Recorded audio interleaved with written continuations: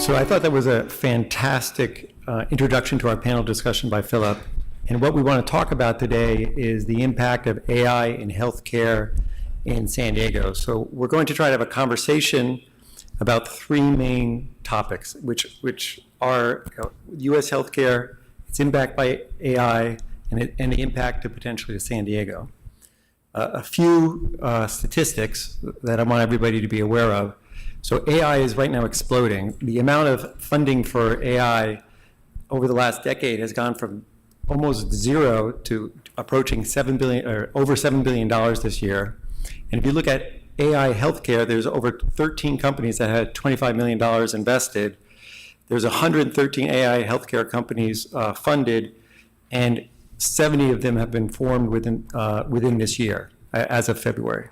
So this whole technical space is absolutely exploding.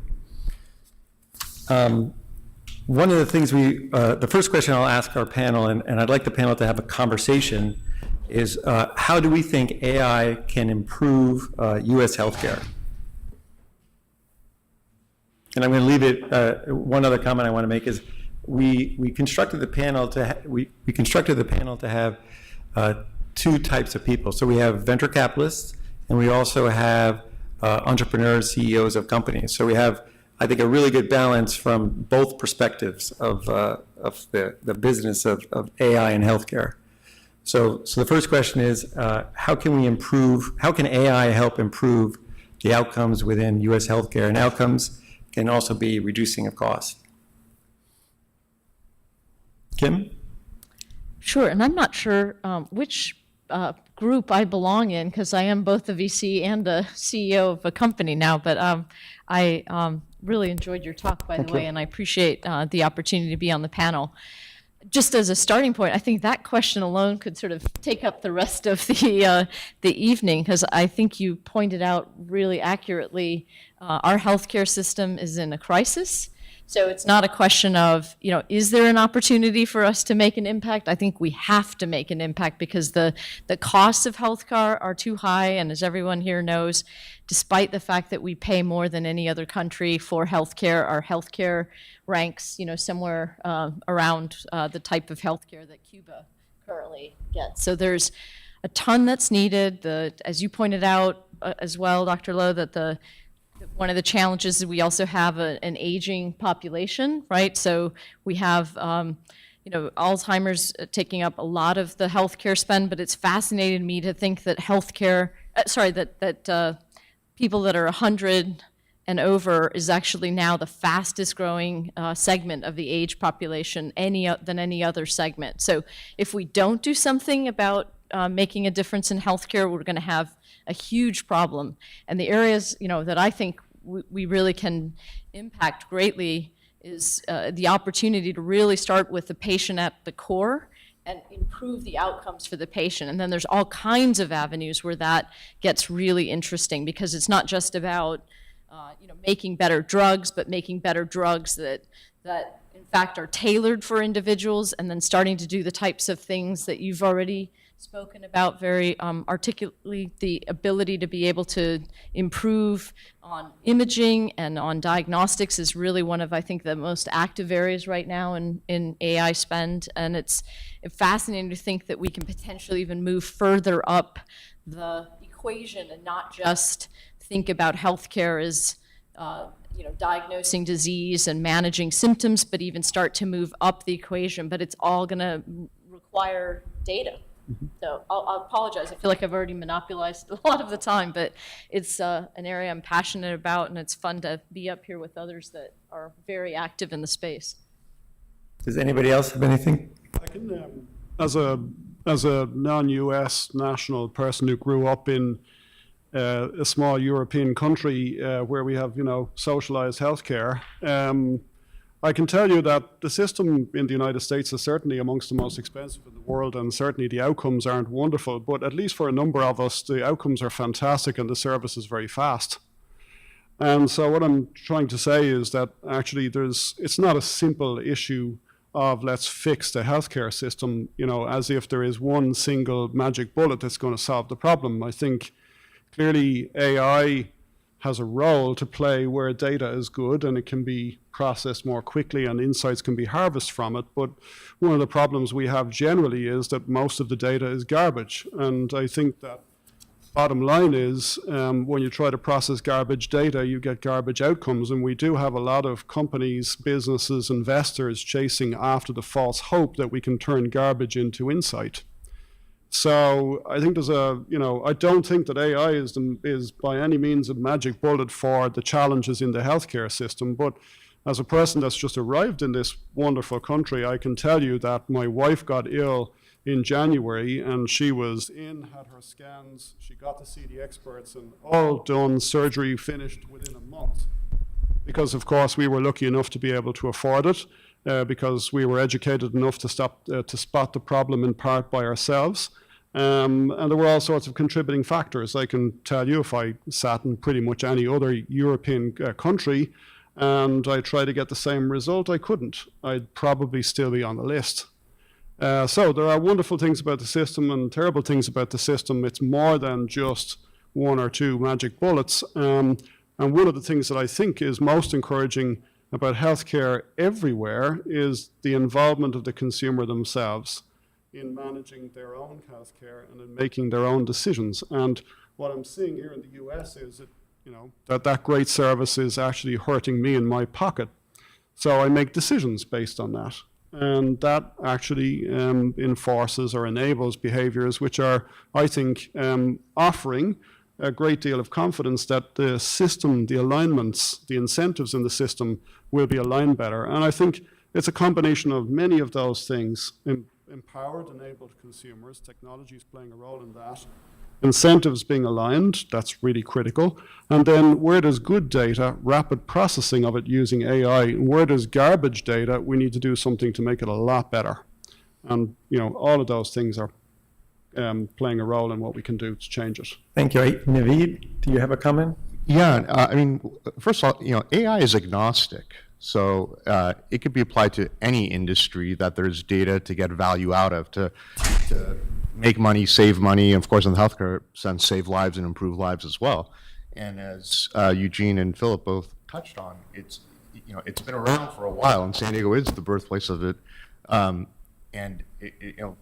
reason it's in the news right now is because computing power has gone up and storage costs have gone down, so you can crunch more data.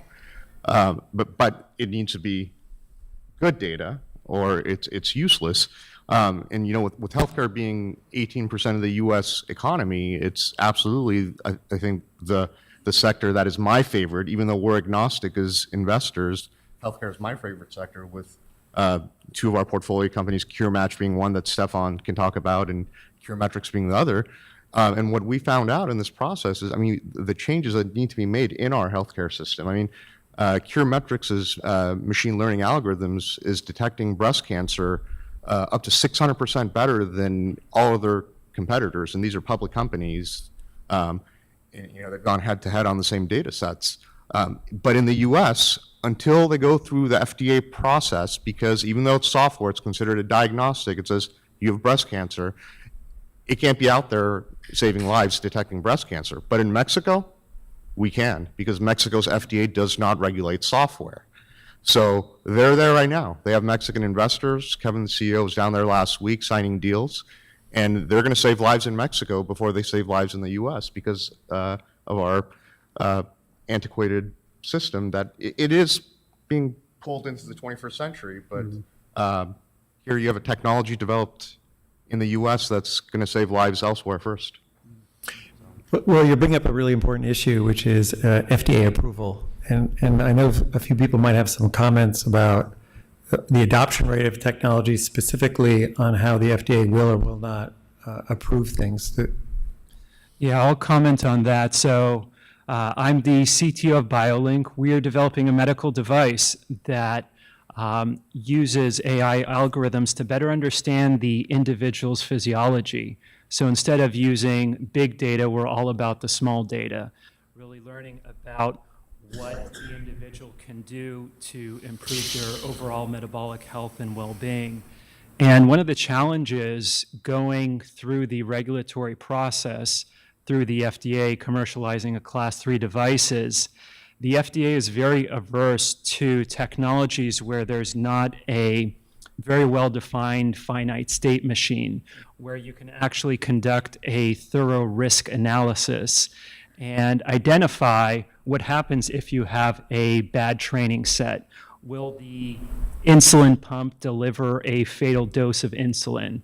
How do you control that system? And to date, the FDA really hasn't defined that well, and their approach has been not to embrace AI in their regulatory process. I do hope that will change.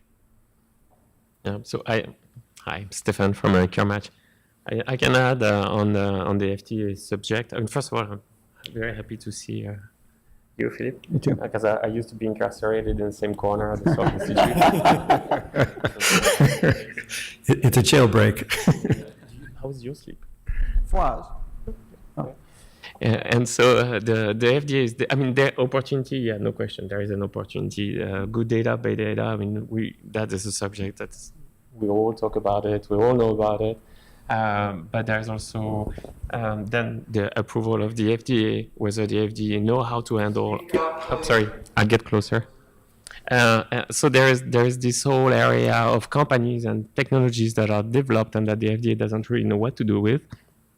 It's a little bit of a problem. But they're aware of it and they're very proactive. They're definitely showing the desire to catch up. They've been putting out some guidance. They're putting together a pre-certification program where, you know, in the old times, if you were putting together a software, the software would be approved for use. You would change the software, you would have to get reapproved, and you would end up with old computers running old softwares in institutions. This is changing now. They are trying to look at the capacity of the team to develop something that is really based on good data, that is really patient-oriented, and so they can kind of pre-certify the team rather than just the software. So something is happening. So what areas of AI do we think are going to be, what applications utilizing AI do we think is going to be first adopted within the U.S. healthcare system? I think imaging is going to be one of the first ones, and you know there are several companies that are working on that because it could actually have the tangible benefit the fastest. So you know there's a lot of digital health companies that are trying to bring value, but for us as an investor, when I look at something, I look and say, okay, is this something that it's chemotherapy? You need it to live, then you have a business there because people will pay any price to live. Is it Advil? Is it going to cure a headache? Well, there's different levels of headaches, but if you have a product or service that's going to get rid of headaches, you have a business. But if it's a vitamin, my doctor says I'm vitamin D deficient. Some days I take it, some days I don't. If your startup or your idea is a vitamin, it's cute, it's neat, it's interesting, it's likely going to fail. So you need to cure headaches, and I think irrespective of any vertical or industry, that is at the core of it. And so here it's what are some of the things that artificial intelligence can help with to get value out of the data the fastest?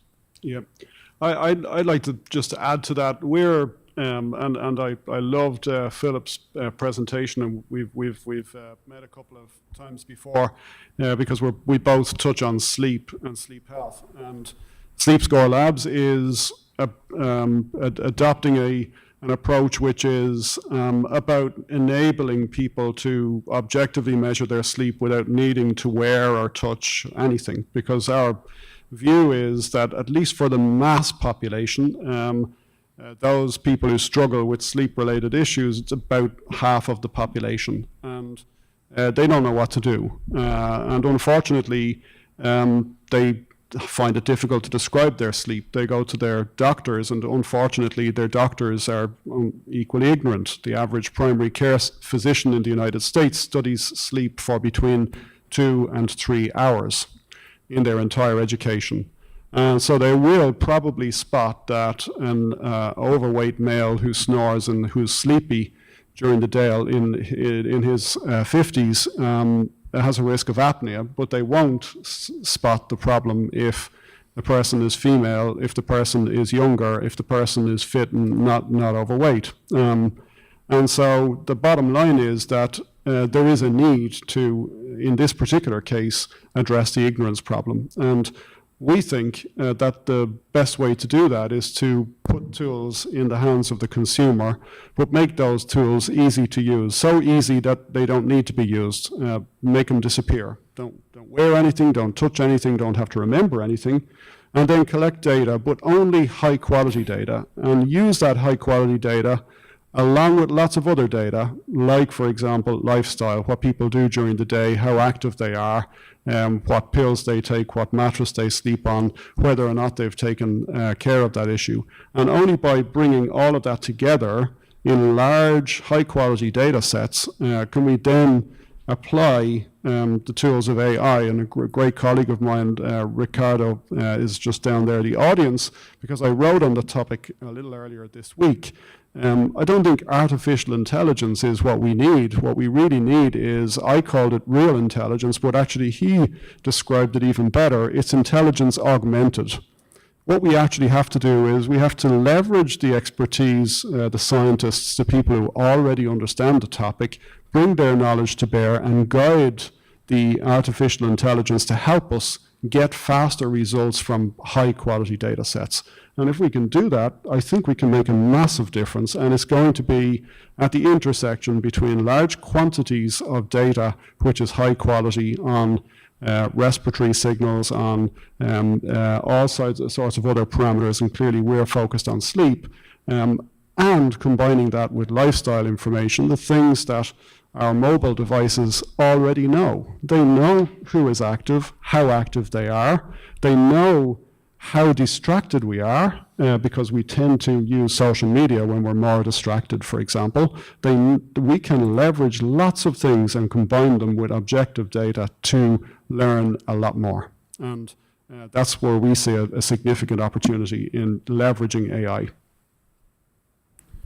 I think for me, the areas, and Naveed mentioned this one already, on the medical imaging side, I think the two areas where I think we'll see impacts from AI in healthcare are the medical imaging side and the diagnostics as a whole. And the reason for that, in my opinion, is it's one thing to say you're going to actually amass the great data and then downstream look to somehow monetize that. But the problem is that the revenue stream in that kind of context is typically very far downstream, and it's a bit of a sort of flyer as to whether that really is ever going to materialize.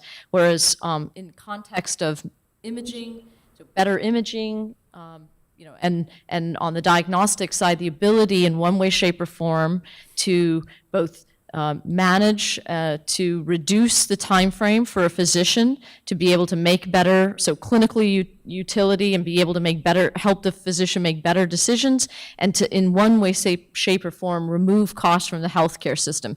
Those things, from our standpoint, are very important in order to have a reliable diagnostic. And I think if you're doing that, what you're going to be able to do is then start to build data, but do so while you're already generating revenue. And those kind of business models, in my mind, turn to good, profitable companies that have the wherewithal to withstand. So I think those are likely to be the kind of initial first wins. And you're not surprisingly seeing companies like Flatiron that are sort of already actually regarded as one of the sort of unicorns, if you will, in the healthcare space that's focused on oncology, and again, not surprisingly, diagnostics in the oncology setting, probably the first sort of entry point. So I think for those of you who don't know, Flatiron has raised $350 million, and they're based in New York. What about drug development? What's your opinion about drug development? Well, so it's interesting. I'm glad that there are some that are focusing on it, and it seems to be an area that's getting a lot of attention right now. That because drugs cost so much, people make the natural kind of assumption that if we can apply AI to the drug discovery phase and drug development phase and shorten that what will end up happening is we have more drugs, better drugs, lower cost drugs. I'm a bit skeptical about that, which is hard for me because I'm generally a very optimistic person, but I don't see that as compelling because I think it's still going to be a long way for us to be able to prove that kind of model has an impact. I'm glad companies are doing it, but for me, The area on that front that becomes more exciting is the ability to really tailor the drugs for an individual, which again goes back to your point that we have to understand the physiology of an individual. I mean, it's shocking to me to this day to see how many drugs are, if you look at the top trend drugs that are billion plus, and how many non-responders there are for any of those drugs, right? And when you think of it from that context, you realize most of our drugs don't work for most of the people that it's given to. So the biggest impact I'm hoping we'll be able to see on that front is start to really tailor and have a drug actually that's currently marketed that can now be delivered to the individual in an appropriate manner so that it works for people. Excellent. I promise I didn't ask him to say anything like this, but that fits pretty well with the reason of why CureMatch exists, right? Because we have a good number of really good drugs, which if you don't give them properly to the right person, is just going to be a bad drug. If you give insulin, somebody's got a headache, insulin sucks. Well, no, insulin is a good drug. So that's the rationale behind the CureMatch, which is really identifying taking the concept of a tumor board where you take all of the data about the patient and then you take a number of experts, and those experts will collaborate and give an advice to an oncologist, and then he will figure out the best way to combine the drug to help the patient. Mm-hmm. And so that's really the rationale of maybe we already have a really good number of good drugs, but 300 drugs, combination of 3 drugs, 4.5 million combinations, maybe that's, if you're a patient, you're just going to have access to standard of care, which might not necessarily be the care you need.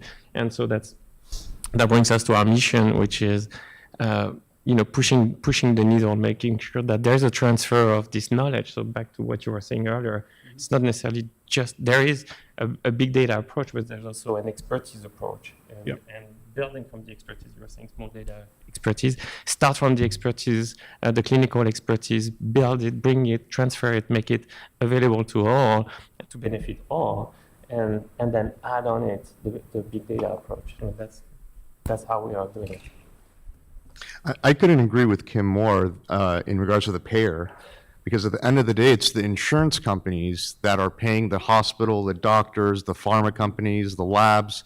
And so if they see that they could save money, then they're going to integrate those new technologies. And with what CureMatch and Stefan and his team are doing, that's what got us excited, because Dr. Roselle Kurzrock at the Moore Cancer Center, who's one of the co-founders, they've been already using it at Moore's for years at their tumor board every Wednesday. And what we showed to some of the insurance companies is that a certain patient was given all these different treatments, and the insurance company's paying, and these treatments are expensive, and nothing was working. Patient had 3 months to live, recommended combination of drugs was given, 18 months later, cancer-free. So what if you went directly to the treatment that has the best odds? I mean, I don't want to sound cold-hearted, that it doesn't affect the person and it's not going to save or improve lives, but that's going to save a ton of money for the insurance companies. And I think at the end of the day, you got to follow the money. And I just want to add something to it. I completely agree with everything that you've said, but I'm also thinking that I think there is hope in that the patient is empowering themselves more and more.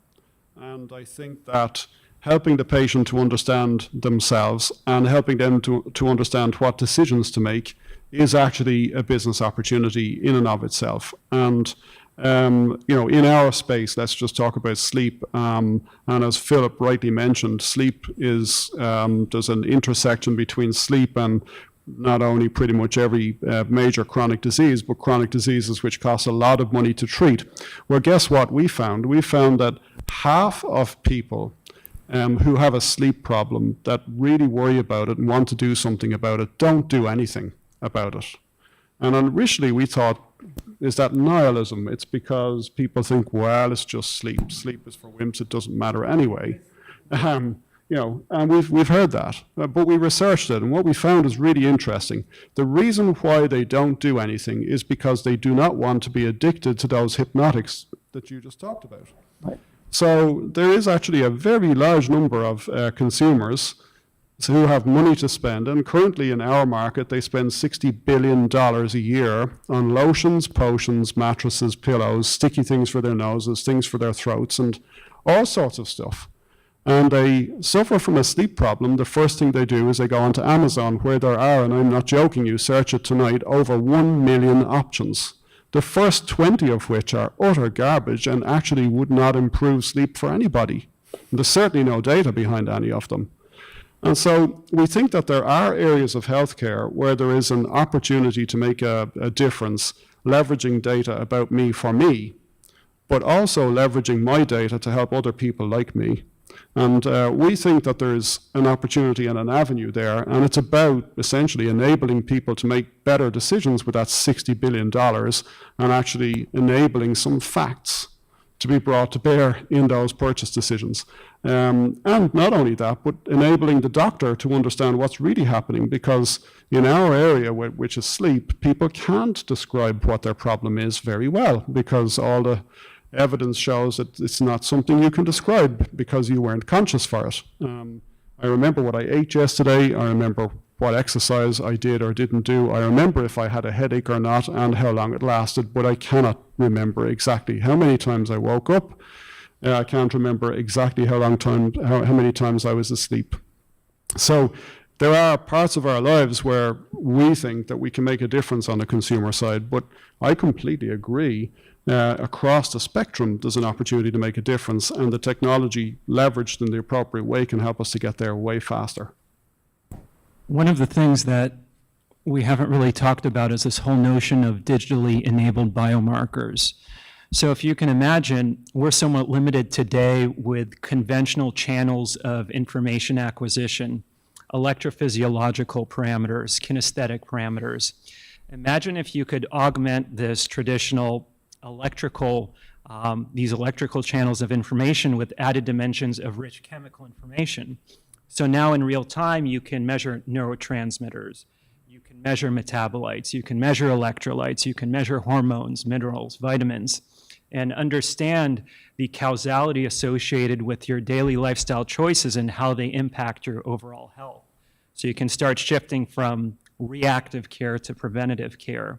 So how you manage your diet, how you exercise, how does that serve your benefit? How you manage sleep, stress, among other parameters. I think one thing that we've been focused on is the data, but that in of itself can be commoditized. We also have to think about the channels in which the data is acquired. I think those will be of increasing value in the future. So just one provocation. There's a lot of talk, not here in particular, about using AI to replace the physician, right? And I think that's very dangerous because we can use AI to augment the physician. Depending on where we are in the value chain, the cost of a false positive is greater than the cost of a false negative, meaning if we create a false alarm, great, as opposed to not bringing care to a person. But what if we thought about AI as a very good parrot? So let me put it this way. With enough parameters, you can fit an elephant with AI. There was an AI in the 80s that was extremely good at distinguishing between men and women faces, right? And do you know actually how it did it? It cheated. It used collars. And so if you actually put a stiff collar on a lady, the AI would say, oh, that's a guy. And so there's a reason that the FDA is very nervous about using AIs that are not extrinsic, that are not unsupervised. So what if, instead of focusing, and this is a mistake that I can see is not being done on this panel, which is beautiful, but what if, instead of trying to mimic the physician, we actually mimic the patient? And what I mean by that is, to Josh's point, if we actually have enough sensors, we can actually create a model for each person. Now, this model doesn't have to be an extrinsic model. We don't necessarily, with a supervised algorithm, we don't necessarily have to understand all the causality. And I think if we can, that's great, but I don't think we're there yet. But if we can understand deviations from the model, then immediately you have a red flag. And then you know that you have a person that we need to look at. And I think that is valuable, and that's a much lower threshold for the FDA. It's an interesting concept, Philip, but I think it's in some way similar to this company that is based in China, but has formed alliances with a number of companies throughout the world. Yes, iCarbonX. So I think they're doing a really nice job of starting to think about the individual and how to collect and what to do essentially with the data that you can actually collect now for an individual. And for me, it isn't about replacing the physician, and this has been said better by others, but it's really about moving the patient or the consumer to the center of the circle, and the physician is one component of it. And I think what we have to do is get really good about being able to arm the physician with as much information as they need to be able to make a better decision for the individual, which is at the core. And I think part of the reason that's even necessary is because, not because I think physicians aren't doing a good job, but if for no other reason than there are decreasing numbers of physicians and many more people that are looking for healthcare. It's getting harder and harder even nowadays to get appointments in a timely manner with your physician. So we need to tackle that. And the way to do that is, I think, to really ensure that the individual, to your point, is more involved in their own care. Absolutely. And once we do that, we will actually begin a very interesting process, because we have this false assumption that only medicines influence us, when in fact, you guys just ate tofu because of me, and good luck tomorrow. But my point is, food actually does influence us as well, and to the extent that we can actually then pinpoint environmental factors, food, exercise, but in detail, and see how they change health, or how they raise a red flag. And if we can get to that very, very early, then I think that a major impact of AI is going to be on prevention. Yeah. Well, it's also, to the earlier comments by Kim and Phil, doctors aren't going away. The goal is not to replace doctors. And Kim's comment, there's a shortage of doctors. In the Mexico situation, in the entire country of Mexico, they have under 200 radiologists with a mammography expertise. So they need tools that can help them catch breast cancer earlier. They're not going away. They need more radiologists. And in Stefan's team, they're just another arrow in the quiver, of the oncologists in their fight against cancer. They're not looking to replace the oncologists. They're empowering the oncologists to do their job better in coming up with the right combination of drugs for that patient-specific cancer. Mm-hmm. So, yeah, I don't think this fear of AI replacing people, whether it's, well, maybe truck drivers and cab drivers, but I don't think doctors are going away. So. I think one of the things that's neat, though, is it opens up whole new areas of discovery, right? So one of the things I was fascinated by, and this was some conversations I was having with Peter Kuhn, who used to be at Scripps, but now at USC. And what Peter and I were talking about was, if you think about a cancer, actually, most people don't die of their primary tumor, right? They actually die of the metastasis. Mm-hmm. And in fact, if you think about it from a biological standpoint, the whole ability for a metastatic cell to leave the primary tumor, to be able to get into the bloodstream and travel to a new site and set up a base, is actually pretty fascinating and very, very difficult for it to do. So from a biological problem, pretty interesting to think about how that even sort of happens.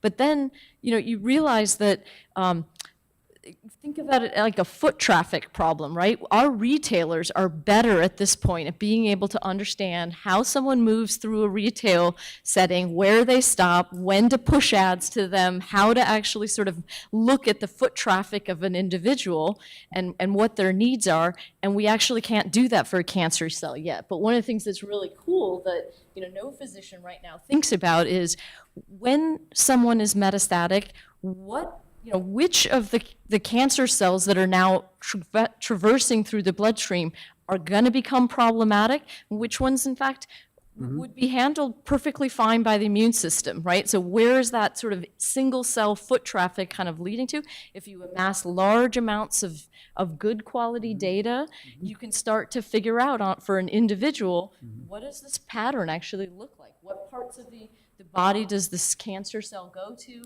Where is it set up? You know, does this look like anything else? And for me, it becomes really fascinating. Like, we may be able to really figure out at much earlier stages when we need to be more aggressive for a metastatic cancer patient and when their foot traffic of the cancer cell is in fact not going to be that problematic. Another area that's really fascinating is that if you look at the host, i.e., these cancer cells are coursing through our bodies when we do have cancer, and most of the time, the host actually, most of those cancer cells actually don't metastasize. So the question is, what's the factor of the host? And there's a new research that's determined that it's really critical for us to understand that. That's another area of big data. So one of the themes I think that we're seeing here is that that the consumer is going to be more impactful in terms of their decisions, which I think is fantastic. And the other thing is, if you look at physicians, certain subspecialties, there's an average of 3 papers a day they need to read. There's no way they're going to read 3 papers a day, so they can't be kept at the cutting edge of technology. But I want to move this conversation a little bit over to something that Philip brought up, which I think was fantastic, is what about San Diego? And what can we do as a community, and what can we do to encourage, AI in healthcare, encourage funding, encourage startups, and most importantly, I think this opportunity that Philip's brought to us is bring this institute to San Diego. So I'd like to perhaps shift the conversation at the end of our time together to talk about that. Just add just one disclaimer here, Please. a warning. Who remembers this moniker, wireless health? Raise your hand. Okay.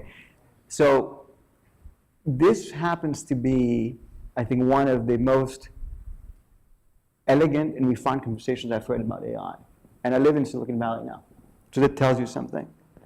My concern is, given the amount of talent that we have here, that if we don't capitalize this now, it's going to be another wireless health thing. What have been the greatest innovations in wireless health for San Diego? I hate to be a spoiler, or a down or a contrarian. Actually, I don't hate being that, but we called it wireless health about 10 years ago. Then the major revolution was, we just called it mHealth. Then we decided to call it digital health. Where are all those companies? To the extent that we want to build solid science-based companies and address a problem such as Alzheimer's, I think there's no better place in the whole world than San Diego. But what we need is we need to do what Boston did. We need our own capital. We need VCs on the ground, bumping into people, closing deals. And what we also need is a different culture. So one of the things I discovered going to Silicon Valley, which was very shocking to me, was that it was less expensive for me to run my company in Silicon Valley than it was in San Diego. And that is pretty shocking, given that the cost of living is much higher over there. And it boils down to one thing: stock options. If you provide a stock option package to anyone over there, they tend to view this with much more consideration than somebody who may just have completed his or her degree here, because it's normal. There's a network effect. In other words, if you have a recent graduate who didn't have a roommate who did very well with stock options, and you're telling this person, why don't you just bet your career on this startup for now, that is a much higher risky proposition than somebody who knows how to value those and who knows that there are plenty of other companies to go to afterwards. And so I'd love to have your insights in terms of how we're going to change this in San Diego to really become the powerhouse I know we can be. So I'm going to have to respectfully disagree. I'm glad you're going to do that, because I was going to, but I'll let you do it, Naveen. Yeah, I mean, first off, first let me give you a story. So Twitter was one of the first companies to sell shares on secondary markets, allow the employees to sell their private shares before it went public. The reason they did that is they were about to have a revolt and have a lot of talent leave. You had employees that on paper were millionaires, and they could not pay their rent and put food on the table because they were illiquid. So you can give them all the options in the world. They got to feed their families, and it's so expensive to live up there. And forget the cost of commercial real estate. I mean, a company up there raises $10 million. I immediately discount that. And Kim's for me saying it's a company in San Diego raising $4 million, because half the money up there goes to commercial real estate. God knows how much a square foot you're paying for 5-year leases. Where here you could rent off near Qualcomm for $1.50 a square foot for a year lease. So I think so that's why I would disagree on the options. I think it really depends on what kind of employee you're talking about. If it is a very senior employee who's been with the company for years, is starting to have a family and so on, absolutely. If we're talking about, a Stanford graduate versus a UC graduate, actually, with stock options, the Stanford graduate is much more frugal and is more than willing to live in a startup house with a bunch of buddies. And I think, and it makes sense because they have, there's this thing there called the Facebook house. We have had a little company in town that actually sold shares on the secondary market, and it did very well. And it started, a generation of entrepreneurs who actually invested here. The little company was called Qualcomm, way before Twitter.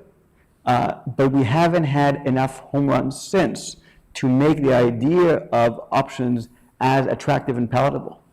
I agree with you 100% that we do need more exits, if not home runs, doubles and triples, and get more companies. See, here's where I was going to disagree with you. So maybe now I'm disagreeing with both of you guys, because Qualcomm's one example, but there was also a little venture capital-backed company called Illumina, right? That is essentially now a $23 billion plus enterprise here. And so for me, actually, the environment is there. I do agree with you. We need more VC funding. No, there's actually a lot of companies. Most of the time, the venture-backed companies, though, what ends up happening here is that they get acquired by larger companies, and then they move away. Right, so that I think has been a certain issue that we have in San Diego. But the reason I'm bullish about the opportunity here, and whether one calls it, wireless health or digital health, essentially it's connected diagnostics. And I think part of what we've all been saying tonight is that's a real opportunity in the AI space. And I think there's a real concentration of talent here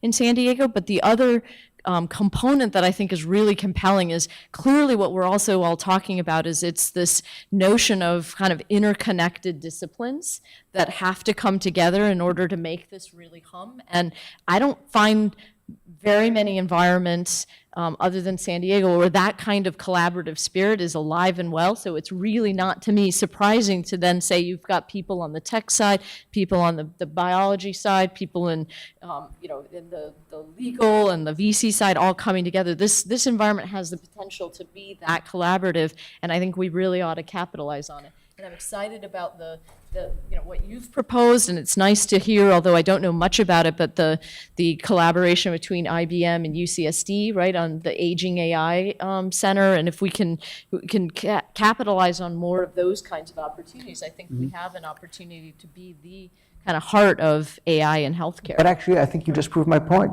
because so one of the things we have in common with Israel, for example, right? Everything you said about having a great ecosystem and so on, that's true in Israel as well. Yeah. Yet they very often, the companies will get acquired pretty quickly. And there's a very well-known reason for this, actually. If you talk to the entrepreneurs and you ask them, why did you sell so quickly when you could have stayed the course, have a higher exit, done very well for yourself and your shareholders? And often the answer is, well, I was not sure if I was going to get drafted, if there was going to be some instability. So the time was good, numbers were good, we sold. We don't have a war around here. If we had more local capital, and if instead of having a culture of acquisition, we actually had more companies going public, then the value of those options would be much higher. Yeah. So I think what we need is more capital. Oh, that I don't disagree with you on. And I think, the issue is that the whole healthcare VC model is broken, but I think that's a whole topic for another discussion. I'm going to jump Yeah. in and say I think we need more capital, but a different kind. I think we need more of the human kind. There's a labor shortage, the labor vacuum or desert here. The talent is not easy to find. There's a shortage. The cost of living for young tech graduates is actually incredibly high, and I do think it's reasonable to compare it with the cost of Silicon Valley, but our competitors are not only in Silicon Valley anymore. Our competitors are in Shanghai, they're in Singapore, they're in Berlin, they're even in Texas. Sorry, I said that because so many of my friends on the East Coast and West Coast have told me that, things don't happen in some other parts of this wonderful country. But let me ask this question of the panel. So it seems like we have a great opportunity in front of us, and we have a lot of the resources. I'm sure it's not perfect. Where's the gap? What do we need to change? And you talked about people. We have people in the audience from universities here that maybe can help us. What else do we need besides more talent in order to propel growth? And when I look at things, I don't look at like 10% growth or 20%. What can we do to have an order of magnitude growth where in 10 years there's a huge ecosystem where we have an Illumina, we have a Qualcomm, but where's that third pillar of our economy? So I'd like to ask the panel, what do we need in order to help that happen? We said money, we said people. What else can we do? Like, what action can be taken to accomplish that vision? The government needs to be more active. I mean, just like the Chinese are. I mean, they're taking the lead on quantum computing. They're taking the lead on AI in some instances. And the government is putting a ton of money towards it, and they're attracting, they want people to move there, unlike our current immigration policy that's pushing people away. So I think there's things from the federal government that we need. There's things that the states themselves can do, which, Amazon's not coming to California, for God's sakes. It's not a business-friendly environment, right? That's something that Sacramento needs to take care of. And then, sure, there's things on the city government level that I think our current mayor is doing a fantastic job with. And then at the university level, I mean, we have, the Data Science Institute, the big $75 million grant to UCSD that's going to attract even more human capital. And by the way, UCSD graduated more computer science engineers than Stanford, Berkeley, and UCLA combined. So UCSD is a powerhouse. I mean, we need to keep more people here, and we need more capital for that, to the earlier comments. That's a plug for analytics venture. Right? You identify some good guys and you have them create their companies, right? So we keep them in San Diego. Yes, we look to co-found companies, so we're always looking for talent that we can help create companies. Yeah, I completely agree with all of those points. And I don't want to make any directly political points. I'm a recent arrival in this wonderful country, and I'm hesitant. I might be thrown out. But in all seriousness, there is obviously a powerhouse in terms of the educational capability. There's a powerhouse in terms of the industry, which can actually collaborate with that and bring it together. And there's a lot of unutilized potential in terms of lots of decisions that government can make, even at a local level. I think the national one is going to take a while to fix, clearly. So while we don't bring talent in from overseas, the question becomes, how do we make it possible for talent to live and stay here? And I still think we've got basic problems here in San Diego. We have problems to do with housing. We have problems to do with public transportation.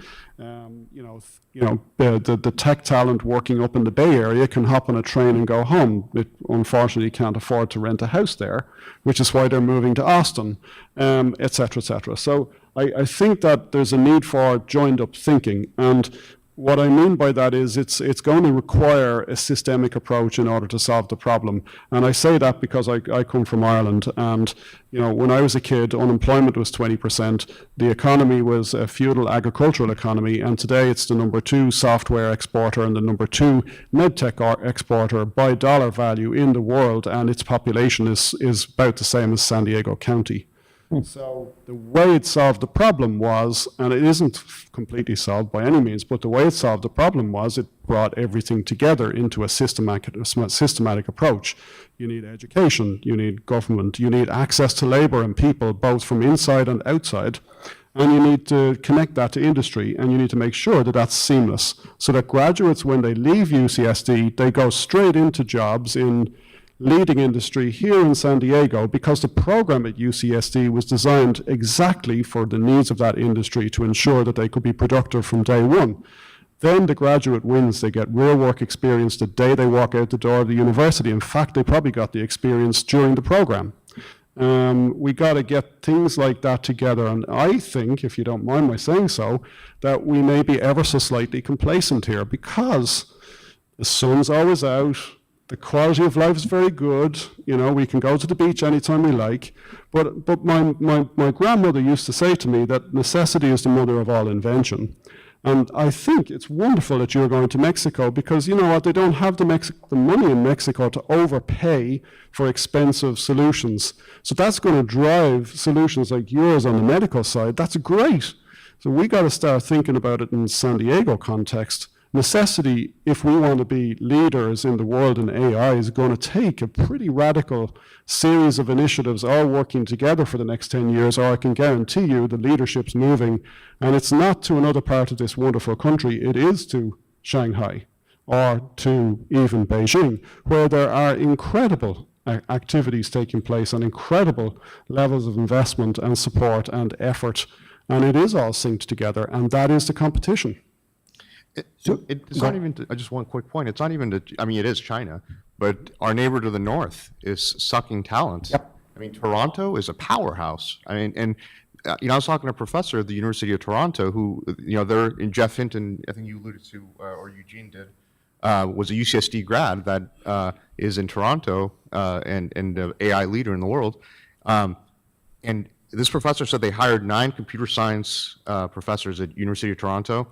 5 of them were foreign-born, and they were between Stanford, Toronto, Harvard, Toronto, UCSD, Toronto, and they all chose Toronto because of the concerns over immigration policy, family not being able to visit them not being able to go to a funeral or a wedding, and also the support that the Canadian government gives for entrepreneurs and talent to come there. The UK, I was in London for a machine learning conference we were involved with, and met a brilliant data scientist from Kazakhstan who went to school in St. Petersburg. And to your point of education, mathematics is drilled into their heads. And that's why the Eastern Europeans and Russians and places where math is important, they're so good. And then, you know, goes to Finland for a master's and no jobs when the USSR breaks up, and gets a full right to Leeds in the UK. Yep. And now she started a company there, raised, you know, $10 million, has US companies, pharma companies as clients.